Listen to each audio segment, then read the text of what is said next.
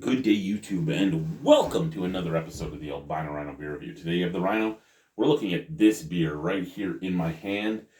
It is Watchstander Stout from Ghostfish Brewing Company. What the fuck is a Watchstander? So, I'll put that there. So when I picked this up, this was sitting in the normal beer section of Urban Cellars on Quants here in Regina.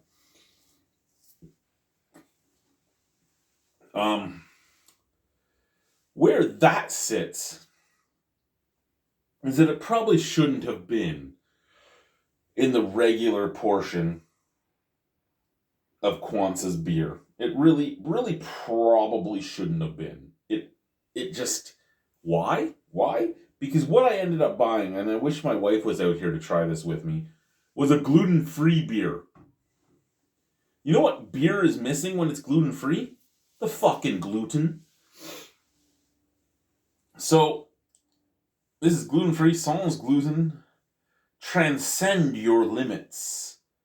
It's brewed in Seattle. This was bought before everything that's going on right now. Sorry. What? This beer's from Seattle. Get rid of it. Needs to go. I bought it before this all started. No American smell in my house.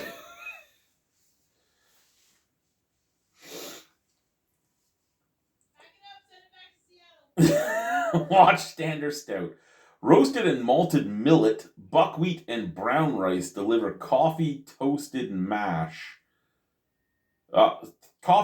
marshmallow, and rich chocolate flavors straight from the dark side. Wait. Seattle's in Washington, right? Yes. Blue state? Yeah. Okay, I'll let it stay. While rolled oats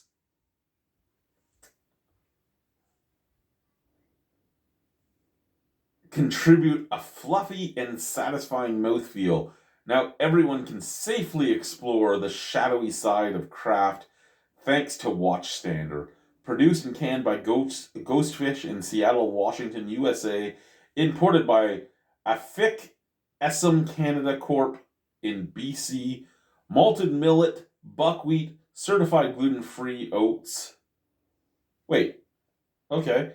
Rice, candy syrup, non-GMO sugar, hops and yeast, 100% gluten-free, a dedicated gluten-free brewery,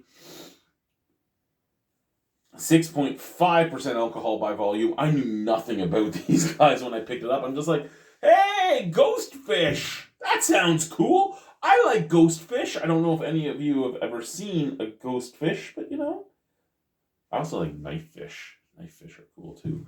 But I'm like, hey, I like them. Whatever, let's buy this. And then I found out it was gluten-free, and then it ended up in the back of the cupboard. And then tonight I was like, you know what? Let's get rid of it. Let's drink it. 4,000 people have tapped it in with a mark. 3.51 out of 5 is the overall on here. That is rather high, I would say, for a gluten-free beer. I think the best gluten-free beer I've ever had would either be from Omission, which arguably is not gluten-free, because what they do is they use the enzyme that eats gluten.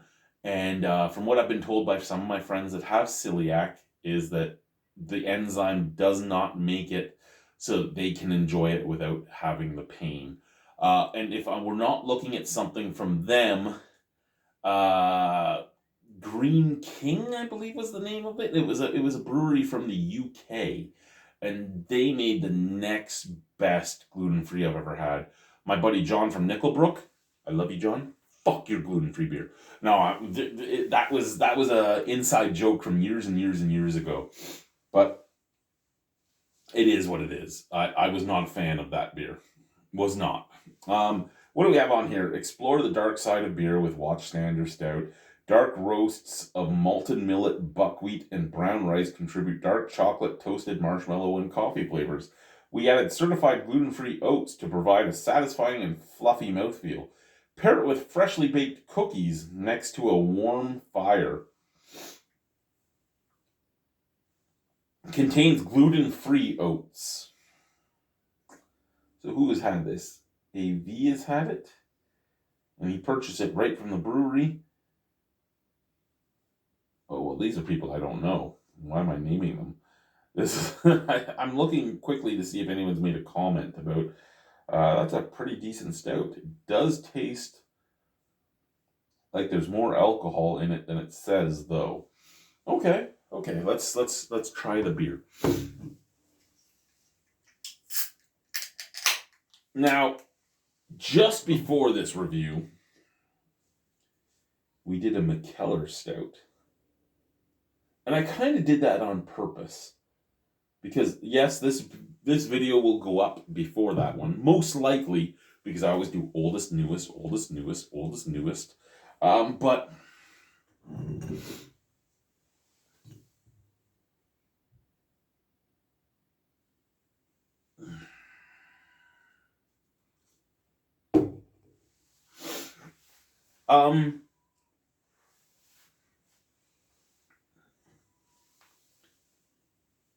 Ruby red, not mahogany, not black. It's the black blood of the earth, nothing like that.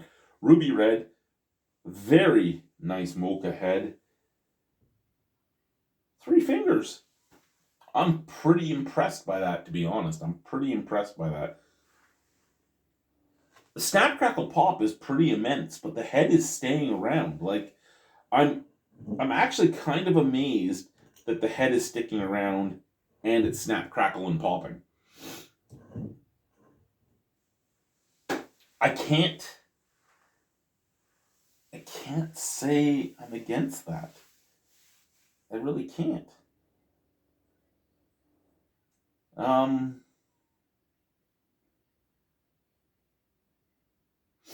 It looks good.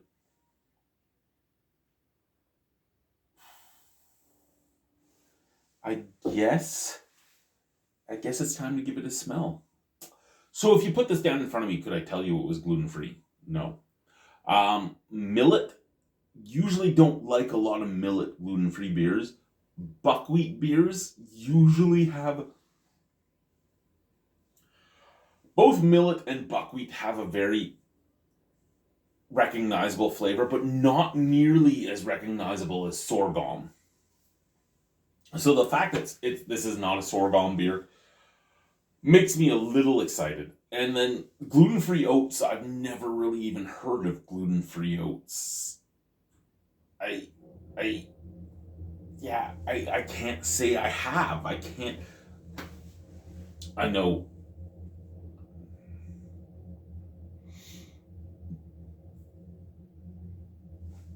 Let's talk to the smarter half of me. Is oatmeal gluten-free? Oatmeal? Yeah. Yeah. So oats are always gluten-free? Yeah. Gluten is found in wheat. Well, yes, I know, but this is like claiming that it has, because this is a gluten-free beer. I picked up a beer that was gluten-free without knowing it. But it has certified gluten-free oats. Yeah, if they're gluten-free. They have to be, like, they could end up contaminated, which would make them... Like, there's malted millet. Millet is gluten-free, I know that. There's buckwheat, that's gluten-free. There's rice. I wasn't sure about oats, though. Yeah, they're gluten-free. Okay. Naturally, yes. So they didn't need to be certified gluten-free? No, they didn't. If she's wrong, keep it on the down low. Tell me, not her. I'm not going to even say that she's right. We're just going to keep it on the DL. Okay, right now, according to her, oats are gluten. I don't know. I never needed to care. I never needed to care. Okay, scent from the can. Okay, from the can, smells like a stout. I mean, it does smell like a European stout. It has that almost soy sauce like scent to it. But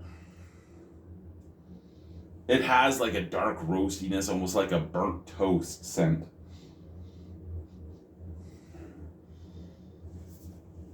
On top of all that. So from the can, smells like a stout. From the glass.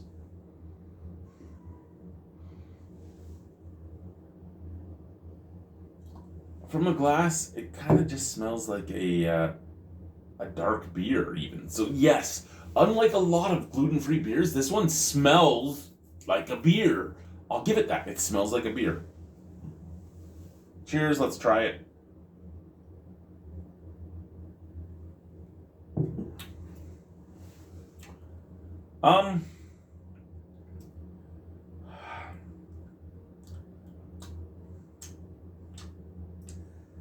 Does it come off with a marshmallow flavor? No, it fucking doesn't come off with any fucking marshmallow bullshit, you fucking liars. That being said, is it a bad stout? No. No, it's really not.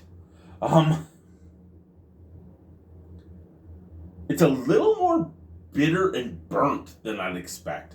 Like the roasted millet really was roasted. Like somebody took a flamethrower to that millet and was like, ah! It was like when I made this table. And I was like, ah!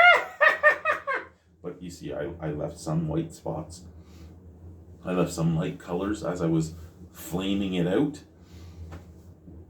This is like you had the like big wand and you're like, die, motherfucker.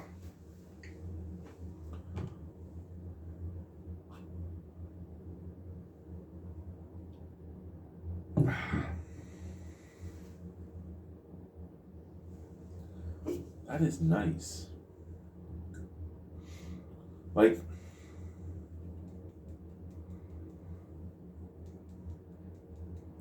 realistically, I never thought I'd say this, but this is a gluten-free beer that I actually like. I wanted to make fun of it. And it's not because I wanted to make fun of it because I wanted to make fun of it because I wanted to make fun of it. Not because I have anything against somebody with celiacs or I have somebody against something against anyone that wants to go gluten-free or anything like that. But like I said right at the beginning, usually with gluten-free beers, the thing that it's missing is the fucking gluten. Because when you make something that normally is filled with gluten without gluten, just like when you make something normally filled with sugar without sugar, the taste is not the fucking same. As a person who has drank, mostly because his wife is diabetic, as a person who has drank diet pop now for a long time, it took a long time before I was like, okay, I can get behind the flavor of that. But before that, I was like, you know what this is missing? The fucking sugar. Because it was missing the sugar. It was missing what I always knew as Coke or Pepsi or anything like that. I drink diet now because my wife drinks diet, so I keep it in the house. So if she ever, say, runs out of her pop, she can drink one of mine. It doesn't matter. I might harass her about it, but it doesn't really matter.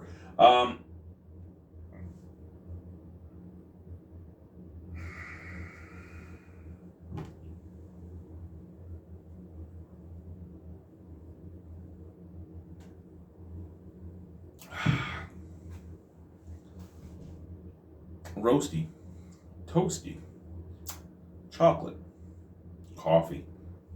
I wouldn't say marshmallow. I wouldn't say fluffy. Very minimal sticky lips. Good medium-bodied beer. Not as full-bodied as a normal stout would be, but very close. Really, if you were to serve this to me, I wouldn't know. I wouldn't. I think I was drinking an oatmeal stout that was a little too roasted, is what I would think I was drinking. That's where it is. It's 6.5% alcohol. The one comment I read was it tastes like there's more alcohol. I could see that to an extent because I had a 7.2% alcohol beer last. And this has the same burn in the throat and the stomach as the 7.2.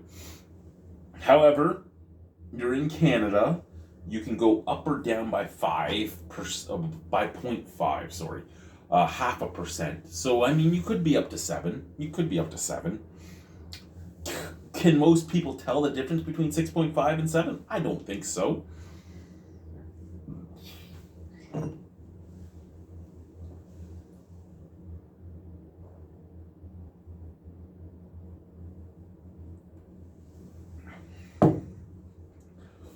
So I'm going to give this a double mark. As a gluten-free beer, as much as I've made fun of it and as much as nobody from Ghostfish Brewing will have watched this far, I will give that a 9.75 out of 10 as a gluten-free beer, because that is exactly what it says it is. It is a fucking stout. You could not put it in front of me and go, do you think this is a gluten-free beer or is this a stout? I would say it's a stout. So as a guy who has reviewed over 6,000 beers, I would not be able to tell this was a gluten-free beer. And that's how much gluten-free beer has changed in just about 2 decades. I've been doing the review since my son was born. He just turned 14. So, yeah, he's 14.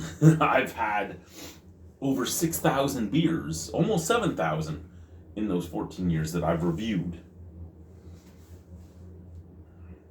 This beer is a beer. I wouldn't say it's gluten-free. It's just a beer. Now, as personal enjoyment, so I gave it a 9.75 as what it is.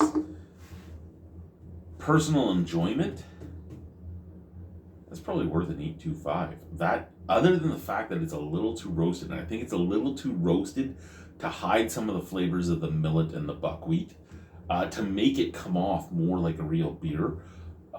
I think it's a very good beer. It's a very well-made beer. If you just put this into a stout competition, I think this has a chance to medal in some provinces, some states. Yeah, I'm actually, my mind is kind of blown. Thank you, guys. 8.25 for personal enjoyment. 9.75 as a gluten-free beer. Bye, guys. Oh no, you fell again. Why have you not stopped?